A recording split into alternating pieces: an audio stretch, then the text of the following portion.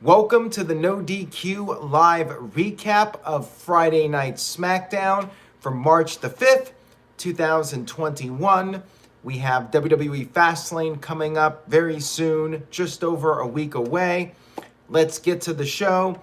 Shout out to everybody watching this in the chat room and participating with your messages. And thank you to everybody for watching this on demand. I very much appreciate it. We kicked off SmackDown with Michael Cole in the ring interviewing Daniel Bryan, and he did bring up WrestleMania 30 when Bryan won 2 matches to become the WWE champion on that night. Michael Cole brought up how at Fastlane it was originally supposed to be a tag team match, Bryan teaming up with Edge against Roman Reigns and Jey Uso. Cole asked Bryan about this, and Bryan responded by saying that nobody told him about this tag team match. Reigns certainly did not say anything because Reigns doesn't want to defend the championship. Bryan said that he understands why WWE wants to do Reigns versus Edge. It's the Attitude Era versus the Thunderdome.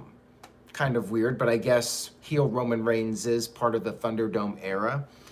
Bryan said that everybody wants to see that match at WrestleMania except for him. He wants to be in it. He is going to do his damnedest to beat Reigns and win the WWE title and punch his ticket to WrestleMania. Bryan showed us a video package of Elimination Chamber and then ultimately losing to Reigns. Bryan said that when he saw Edge spearing Reigns after the match and pointing at the WrestleMania sign, it made Bryan feel like a failure. And Bryan said that years ago, everybody was tested and Bryan had the lowest test score for ambition. And Bryan said that the only answer he had at the time was that he loves what he does, and as a result, it never feels like work to him. He talked about how things have changed. He started a family, and now he has decided to put himself on the back burner because of his family. However, he has failed himself, and he knows that he should be in the main event because he is there every week. He has wrestled more times in 3 weeks than Reigns and Edge have in 3 months. Reigns finally interrupted this, and we had our first commercial break of the evening. Kayfabe Candy Ass, who recently made his return to the No DQ Galaxy, says, I consider Edge more ruthless aggression as a single star, but whatever. He says, I know they like to say Attitude Era whenever they can on television. And Inzumasa We Trust says he would not mind a triple threat match at the very least between Reigns, Bryan, and Edge. So after the commercial break, Reigns got to the ring, cut this promo on Bryan, said Bryan is a little guy, he's an underdog, he's not ambitious. Reigns said that Bryan needs wrestling, and that's not love. Reigns said he loves the business because he is the one that people need. People need him. He's providing a service to people, and soon Daniel Bryan will fall in line and acknowledge him. Jey Uso grabbed the mic from Daniel Bryan, said that Bryan's road to WrestleMania will end in their steel cage main event match. He then tried to take a cheap shot at Bryan, but Bryan was ready for him, took him down, and that was the end of the segment. Long stuff here. It went 2 segments. Bryan's promo went on for a while, but you're trying to build up Fastlane. This is the main event. It was all right, but I felt like I talked a lot there about that segment, and you should be able to sum it up more quickly, in my opinion. Segment was fine, but I think it did drag a little bit. We then had the Street Profits come to the ring, and they had microphones. They were interrupted by King Corbin and Sami Zayn. Corbin said he's not going to team up with Sami Zayn again. I guess the original idea was, well, it's WWE, so the plan was for there to be a rematch for whatever reason. And Corbin Must be like the internet not being down for this. However, he would be fine with a singles match, which Montez Ford accepted.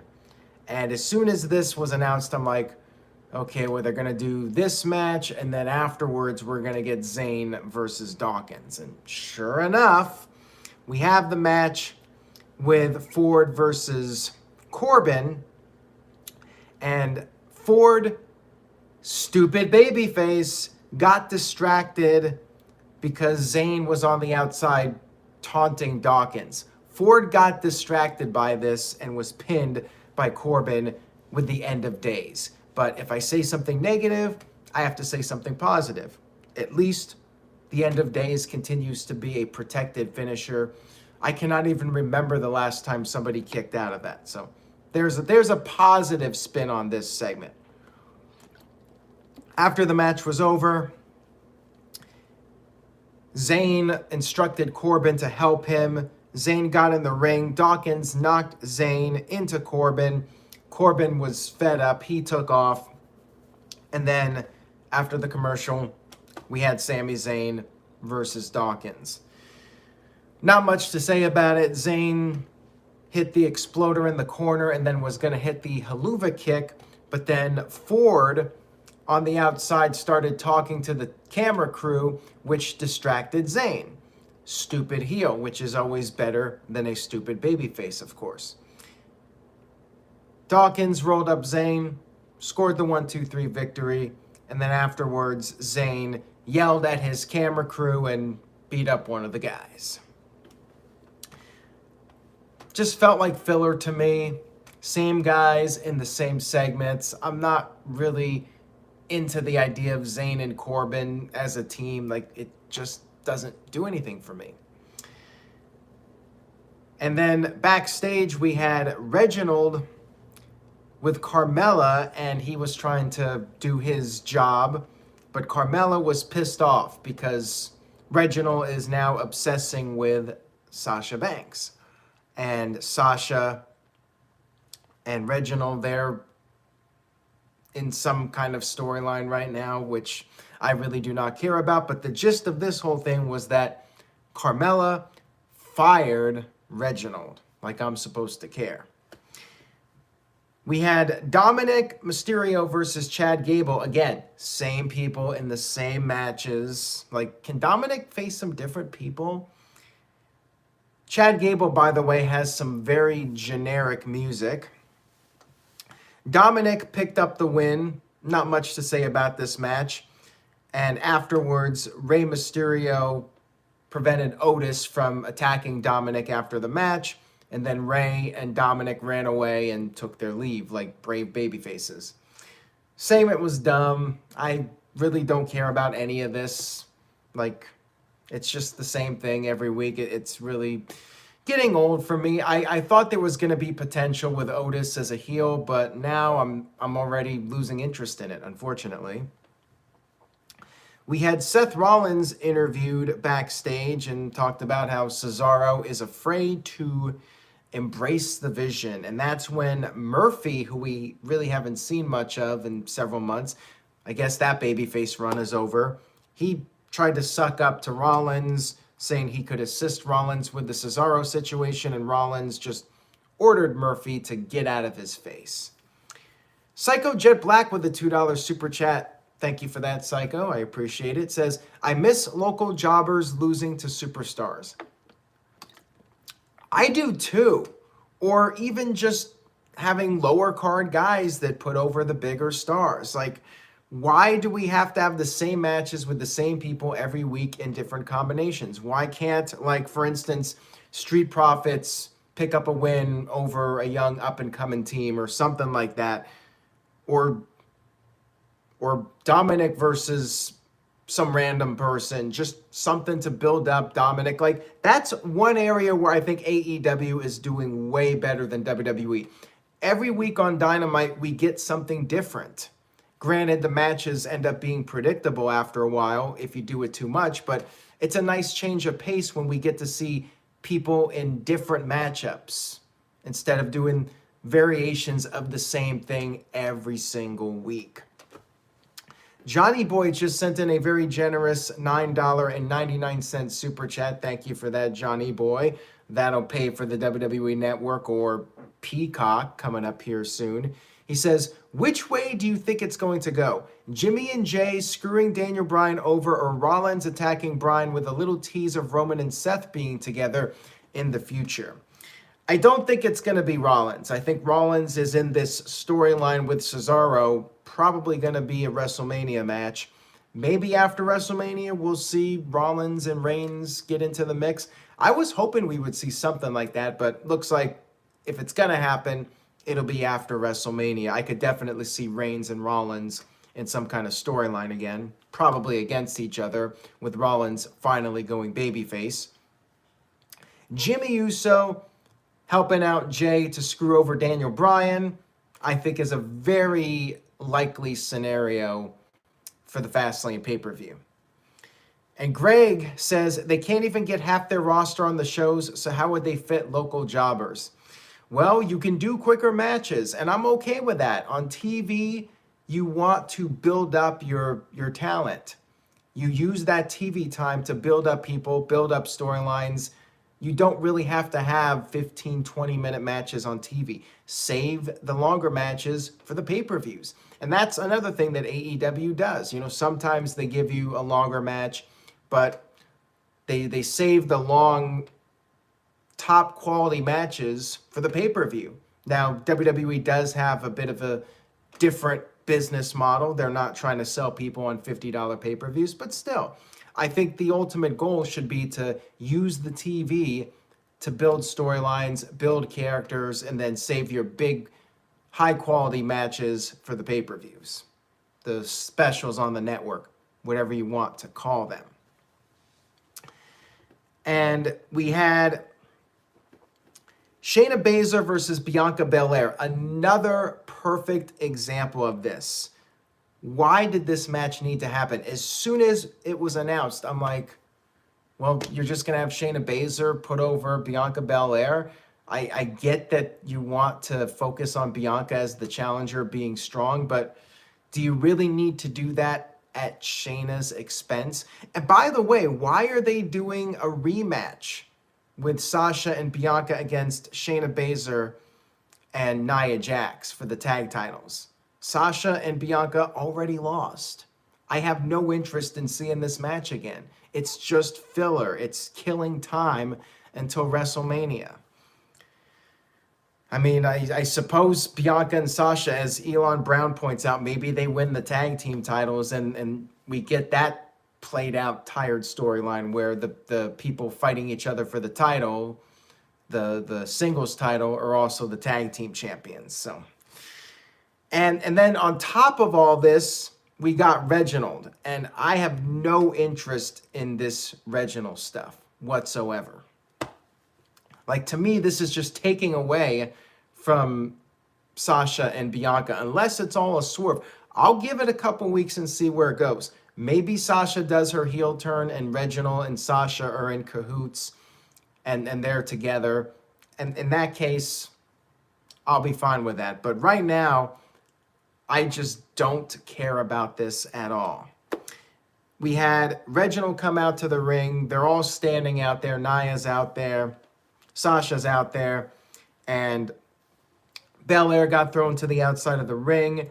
She shoved down Reginald, got back in the ring, was kicked by Shayna. And then Nia Jax on the outside decided to shove Reginald. She shoved Sasha Banks.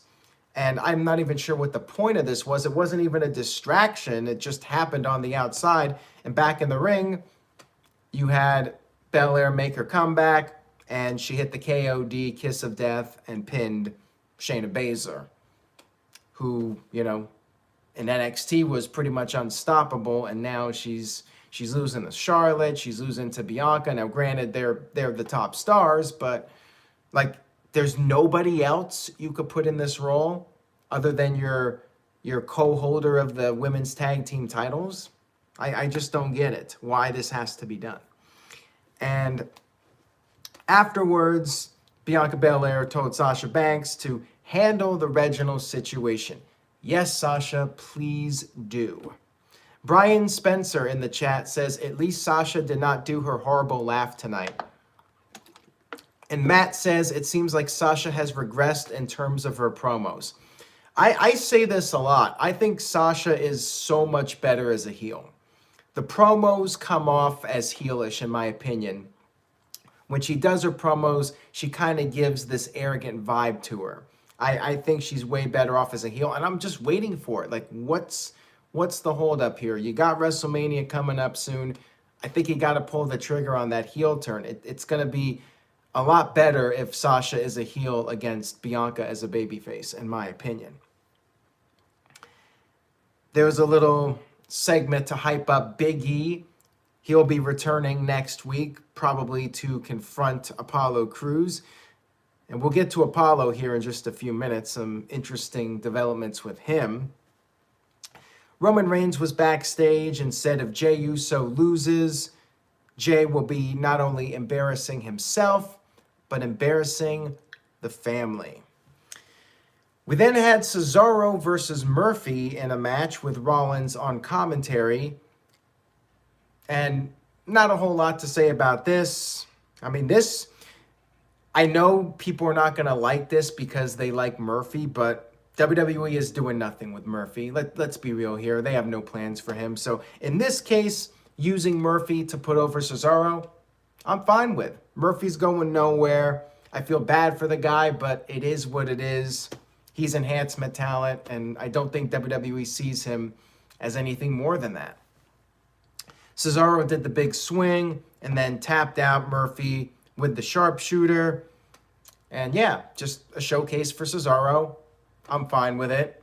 I feel bad for Murphy, but not surprised. And somebody's got to do the job. Looks like Murphy's the guy to do the job. And yeah, you could probably find somebody else, but Murphy's a guy that's been doing nothing, so at least he's getting TV time. We had Reginald backstage at Sasha's locker room. She opened the door and then quickly slammed the door. And then Shayna Baszler said that Reginald reeks of failure. And Nia Jax said, well, you know what? He's kind of cute. So I guess the tease here is that maybe Reginald's going to be paired up with Sasha, or not Sasha, Nia Jax and Shayna Baszler. Whoopee. We then had Apollo Crews come to the ring. And by the way, I agree, Elon Brown. Murphy helping the Mysterios beat Rollins and then wants to help Rollins makes 0 sense. Yeah. I mean, they dropped the storyline with Murphy. There's no sign of Aaliyah. It's dead. They killed the angle. And Murphy's just back to being a guy putting over other people. So Apollo came out. He's got new music. He's got Nigerian military guards accompanying him to ringside. And he was carrying a spear. Interesting segment here. I've seen people say they love it. I've seen people say they hate it. I'm kind of somewhere in the middle right now. I do like the attempt at character development. I fear that it's becoming too cartoonish. Felt too much like 80s WWF. Instead of something contemporary and current, it felt very dated, this promo. He talked about how, by the way, he's full-blown with the accent now. Everything he says now is with the accent. He said that this is the real Apollo. This is his real accent. And he talked about being from Nigerian royalty. And he's very happy that Big E is coming back because Big E will see that Apollo was not the man that Big E once knew. And Apollo basically demanded an Intercontinental Championship match. Psycho Jet Black with the $2 super chat says, at least Apollo is more authentic than Akeem the African Dream. Well, yeah, I mean, that's quite easy. But, I mean, this kind of reminded me of one of those very over-the-top gimmicks like Akeem or Saba Simba. Now, Saba Simba was a really racist gimmick, and this was different. But it still just reminded me of those gimmicks as far as, like, the cartoonish aspect of it. And I just don't feel like it fits in modern WWE. But I do applaud WWE for doing something with Apollo and giving him a chance to expand his horizons as a character. Brian Spencer says, I agree. I like that they are trying something with Apollo, but the new accent is too much. And Gary says, it reminds me of Kofi Kingston using the fake Jamaican accent. Damn, WWE doesn't think we pay attention at all. And Greg says, I'm fine. He's not a boring face anymore, but not a fan of the accent. Do the Nigerian stuff, but without the accent. And the Jock Freak says, I loved the Apollo accent. I did a poll on Twitter, and yeah, it was almost 50-50. I think a slight majority said they liked the segment. And again, I have mixed feelings on it, and we'll have to see how it plays out. But I think maybe WWE is going a little bit too overboard. Like last week, I thought was just right. The new outfit, new tights, the scarf and everything, I thought was a nice touch. But now this week they're adding the spear and the music and the guards, and he's just going completely in the zone with the accent. So I'm not sure. I'm thinking maybe they're doing a little bit too much too fast, and not, slowly changing him up and maybe seeing what works and doesn't work. And now they're just throwing a whole bunch of things out there, hoping something sticks. We had Natalya and Tamina backstage. They were upset that they are not getting the women's championship match at Fastlane. Instead of, they're not getting it. Psycho Jet Black just sent in a $2 super chat, by the way, says, do you remember Booker T's African accent in TNA? Yeah, I mean, he was basically doing the King Booker thing and just being very over the top. And that was more like a comedy thing anyways. I think Booker T was just having fun and doing his own thing there. So anyways, back to Natalya and Tamina. They were upset, and Adam Pearce really had no answer. He's like, well, this is the match that was signed, so deal with it. He walked off, and Sonya Deville was like, she would have made a different decision. So, yeah. I would actually prefer Natalya and Tamina just for something different, but gotta have Sasha and Bianca doing something at the pay-per-view, I suppose. Before our main event cage match, we had Bayley doing a ding-dong hello backstage, I guess, as WWE was setting up the steel cage match. And she decided to read off some sweet tweets about people praising her and whatnot. But then something she read got her upset, and she opened the ding-dong hello door and slammed the door, and that was that. Backstage, Daniel Bryan jumped Jey Uso prior to their cage match, and when we came back from commercial, we had Corey Graves recapping the rules of the cage match.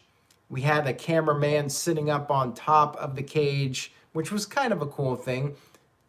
And we never see stuff like this, which I'm okay with them doing this. It just feels like they did this because they needed to fill TV time. I mean, it's an okay segment, but yeah, it was strange to me. Like when a lot of people are not getting TV time and you do this. We had Reigns come down to watch. He was sitting in his nice comfy chair with Paul Heyman. And Jey dominated the early part of the match, hit a Super Samoan drop before the commercial break, and then he hit a top rope splash for a near fall. But then Bryan made a comeback. He put on the yes lock. Jey got to the ropes. However, in a cage match, there's no rope break. And Jey had no choice but to tap out. I liked that. I liked the fact that WWE actually had the awareness that in these types of matches, there's no rope break. So good for WWE. I like this finish. And afterwards, Reigns was just very upset. Bryan climbed up to the top of the cage, did the yes chant, and there you go. Roman Reigns versus Daniel Bryan at Fastlane for the Universal Championship. The question is, will Bryan shock the world, win the title? Maybe we get a triple threat at WrestleMania? Who knows? I don't think so. I still think we're going to see Jimmy interfere, and then it's Bryan and Owens against the Usos at WrestleMania. And Gary says, the problem that I had is that this cage match was extremely predictable. I just wish they would stop making things so obvious. I agree with you, Gary. And that's why I kind of was turned off by the opening promo. As good as Reigns was, and Bryan was good too, like this whole thing with Reigns and Jey Uso dragged out so long and took up so much of the TV show when we knew what the outcome was going to be. Like, if it was me, I would have just done the cage match at the end and not done the beginning promo stuff. I don't think that that was necessary, especially when we all pretty much figured that Bryan was going to win anyways. Save that Bryan promo for next week after the cage match, because when you do all that stuff prior to the cage match, it's like, well, you just invested 30 minutes of TV time. What, you're not going to do this match now? Like, duh, you're going to be doing the match. So it's like you pretty much just give away that Bryan's winning when you dedicate the first 30 minutes of the show to Reigns and Bryan. SmackDown, it was okay, but it was, as far as post-draft, post-Reigns returning episodes of SmackDown, this was towards the bottom for me. I'm going to be generous and give the show a C, but it was one of those episodes of SmackDown I think you could have skipped and not missed much. Martin gives the show a C, and Bryan says Bryan was good except for the botch on the 3 months and 3 weeks thing. Yeah, I did catch that. He did mess up his lines a little bit. Matt Helms also gives the show a C. Michael Wayne with a C+. Calvin Bowman gives the show a C. Shout out to Calvin. Hope you're doing well. MVP Kev gives the show a C. Kim Hall with a C+, and CC Drink with a C-. Gary with a D+ says, who's ready for Revolution? It's going to be an interesting show, I will say that much. Who knows who that mystery person's going to be, that big signing. But make sure you stay tuned to NoDQ.com for the very latest regarding that. And subscribe to the channel if you haven't already. YouTube.com/AaronRift NoDQ. Turn on notifications for updates. I'll be covering the pay-per-view this Sunday, and I will be back midnight, whatever time it's going to end, to talk about the show. So if you're up for that, tune in and enjoy your weekend, everybody. Stay positive, but not COVID positive. Stay safe, and I will see you guys next time.